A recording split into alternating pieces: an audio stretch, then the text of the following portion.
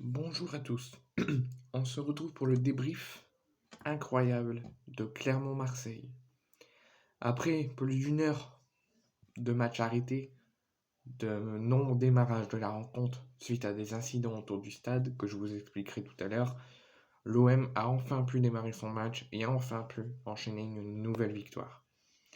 Mais d'abord, on va parler de statistiques et on va parler que Paolo Lopez est le deuxième meilleur gardien des 5 grands championnats qui existent, donc Ligue 1, Italie, Espagne.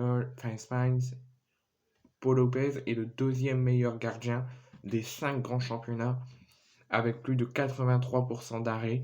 Seul Ter Stegen, le gardien du FC Barcelone, fait plus avec 88%. Nouvelle statistique concernant un de nos joueurs dans notre effectif, c'est que Valentin Rongier est l'un des joueurs les plus utilisés sous l'ère Igor Tudor. Alors déjà sous l'ère Sampaoli, il ratait quelques matchs, mais il était aussi le joueur le plus utilisé par Sampaoli. Mais là, il est le joueur le plus utilisé, qui fait le plus de matchs. Enfin, parce qu'il y en a d'autres qui fait aussi plus de matchs, qui est plus utilisé par Igor Tudor, Mbemba, Rongier. Mais Rongier fait partie de la série des joueurs les plus utilisés sous l'ère d'Igor Tudor. Il a joué depuis l'arrivée d'Igor Tudor 2364 matchs. C'est le joueur donc, qui est l'un des joueurs les plus utilisés sous l'ère Igor Tudor. C'est un joueur qui touche le plus de ballons dans les rencontres de l'OM. C'est le deuxième joueur qui donne le plus de ballons à ses coéquipiers vers l'avant en match. Et Rongier, depuis son arrivée à l'OM, donc sous l'ère Sampaoli, sous l'ère Igor Tudor, il a joué à 7 postes différents depuis son arrivée à l'OM. Donc Rongier est vraiment digne de porter le maillot de l'OM et est vraiment un bon milieu de terrain. Même autre que milieu de terrain, parce qu'il a joué défenseur, il a joué latéral droit, il a joué milieu de terrain, il a fait 7 postes depuis son arrivée à l'OM, sous l'ère André Villas-Boas, sous l'ère Igor Tudor, sous l'ère Sampaoli, et il est toujours présent et toujours prêt à donner pour l'équipe. Même le mercato terminé, il y a une saison à finir et une Coupe de France à remporter et une deuxième place à accrocher, les dirigeants de l'OM n'arrêtent pas leur piste, n'arrêtent pas leur recherche pour leur mercato. Balogun, l'attaquant du Stade de Reims qui est prêté par Arsenal à Reims, est pisté par les dirigeants olympiens. Alors je n'ai pas plus d'informations, juste que les dirigeants olympiens le pistent pour le prochain mercato. Si je donnerais mon avis là-dessus, sur cette probabilité qu'on le recrute lors du prochain mercato, moi je dis que ça serait un très bon attaquant, parce qu'il est en train de surfer à Reims, mais ça ne sera pas une tâche facile à l'accrocher, parce que ça va être très difficile de pouvoir se le prendre. Mais si Longoria tente son coup de génie, son coup de magie et arrive à le recruter, je pense que ça peut être une bonne recrue pour nous. Si on fait son retour sur le match d'hier, on peut noter qu'Eric Bailly a fait son retour et ça se voit qu'il était content de jouer, que ça a fait apporter du bien à l'équipe parce qu'en défense c'était très serré. Donc il a démarré sur le banc, mais il a joué toute la deuxième période pour remplacer Samuel Gigot blessé à la pause. Alors si je donne mon avis sur le retour d'Eric Bailly et sur son match contre Clermont, je préfère pas me donner d'avis et de lui dire si c'est top ou flop, ce qu'il a fait de bien, ce qu'il a fait de pas bien, parce que c'est son tout premier match depuis son retour. Je pense qu'il a encore du rythme à retrouver. Même s'il faisait un match catastrophique là, je n'aurais pas sauté dessus parce qu'il a encore du rythme à retrouver.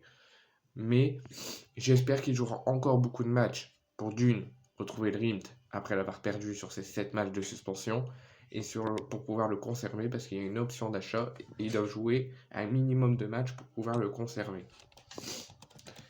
Nouveau point, donc c'est malheureusement le point noir de ce match. Il y a eu beaucoup de points positifs avec la victoire, le bon match de l'équipe, mais c'est un des 2 points noirs de cette rencontre, c'est la blessure grave de Samuel Gigot. Alors Samuel Gigot s'est blessé au niveau du mollet, je pense personnellement sur ce que j'ai vu, c'est au niveau du tibia, de la cheville en même temps. Ça a bien tourné, c'est pour ça que je ne comprends pas pourquoi l'arbitre a mis que un carton jaune. Il aurait pu lui casser la jambe complète. Il lui a mis un carton jaune et pas un carton rouge, je ne comprends pas. Mais bon, on peut dire des avis et de toute façon ça changera jamais. Mais en tout cas, je lui apporte toute ma force, tout mon courage à Samuel Gigot en espérant que ça soit rien de grave, que ça soit pas une fin de saison pour lui. Mais pareil que pour Eric Bailly, ça va être encore du rythme à retrouver. Donc on risque de peut-être le revoir jouer, mais très peu. Nouveau point, donc comme je vous l'ai dit en début de vidéo, le coup d'envoi devait démarrer à 21h hier soir, il a démarré à 21h45. Donc il a fini à plus de minuit la rencontre. Donc là, le match a fini à quasiment le dimanche matin. Le coup d'envoi a été retardé de plus de 48 minutes, donc quasiment une heure, suite à des incidents autour du stade qui mettaient en danger les supporters parce qu'ils se cachaient le visage, ils se cachaient les yeux, parce que c'était difficile à respirer et ça faisait pleurer les yeux. Et c'était une mise en danger aussi pour les joueurs. Les joueurs allaient rentrer de Clermont et de Marseille, mais l'arbitre, dès qu'il a senti ça et que ça allait mettre en danger les joueurs, il les a fait revenir dans les vestiaires pour faire un point avec les arbitres et les délégués pour voir si c'est encore possible de jouer. Donc pendant plus de 48 minutes, il y a eu la réunion, des discussions. L'arbitre voulait reprendre, mais Igor Tudor a dit non, on ne reprendra pas, c'est encore trop mis en danger. Et les arbitres et un membre de la santé sont partis voir où c'est le plus, où c'est le plus chaud, c'est le plus vraiment enroulé de gaz lacrymogène et de fumigène. Et l'arbitre, au bout de 40 à 48 minutes, a décidé de remettre un entraînement de 15 minutes pour Clermont et pour Marseille et pour pouvoir reprendre la rencontre. Mais tout ça a duré plus de 50 minutes. Alors on pensait qu'au début c'était des altercations entre les deux clans, donc entre les supporters de Clermont et les supporters de l'OM, qui a du coup fait enrager et du coup que ça a fait des confrontations avec les forces de l'ordre. Donc qui jetaient des gaz lacrymogènes, les supporters qui jetaient des fumigènes. Donc on pensait que c'était ça pendant de longues minutes. Donc on était assez en colère, on se disait là il y avait plus Gretassino en ce moment, il fallait que ça revienne et que ça revienne en France. Donc on était en colère, mais finalement on a reçu l'information que c'était pas des supporters, c'était pas des confrontations, des affrontements entre CRS, force de l'ordre et les supporters des deux équipes, mais que c'était juste des supporters, on ne sait pas quelle équipe, mais des supporters qui voulaient impérativement assister à la rencontre, mais sans billets. Donc ça a énervé les supporters et c'était parti en affrontement entre les CRS et les forces de l'ordre et entre les supporters qui voulaient rentrer sans billets.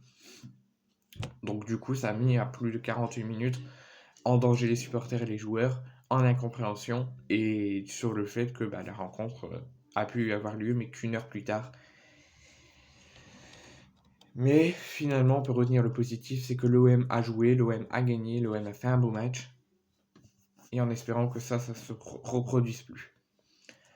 Donc la composition officielle de l'OM avec des petits choix forts d'Igor Tudor par rapport au match contre le PSG. Donc Paolo Lopez au but, défense à 3, Balerdi, Gigot, Kolasinac. Under Verretou Rongier, donc encore le milieu Verretou Rongier qui marche bien depuis le début de saison. Klaus Malinowski, Kendouzi, Sanchez.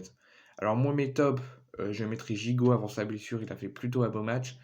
Under, encore une fois, très mieux au début, mais après il s'est repris, donc je le trouve assez bon. Rongier, encore une fois, bon. Sanchez, bon. Donc la bonne moitié de l'équipe est dans les tops avec Paolo Lopez. Mais les flops, j'en ai quand même un petit peu. Under, je l'ai mis dans mes tops, mais c'est encore un match trop timide. Je m'attendais à mieux. Après, il y a la fatigue, il y a le fait qu'on a joué il y a 3 jours, que là qu'on a attendu une heure pour jouer. Donc il y a quelques joueurs qui auraient pu faire un beau match, mais avec ça, selon les circonstances, ils ont eu du mal à jouer. Mais l'équipe a fait un bon match. Si je donne pas de top et de flop, la bonne moitié de l'équipe a fait un beau match. Mais sur la composition que je mettrais, moi j'aurais mis Paolo Lopez, Mbemba, Gigot, Kolasinac. Du coup, Tavares c'est pas là, du coup, Under et Klaus. Verretou Rongier, Malinowski. Non, j'aurais mis Kendouzi Rongier, Malinowski, Payet et Sanchez.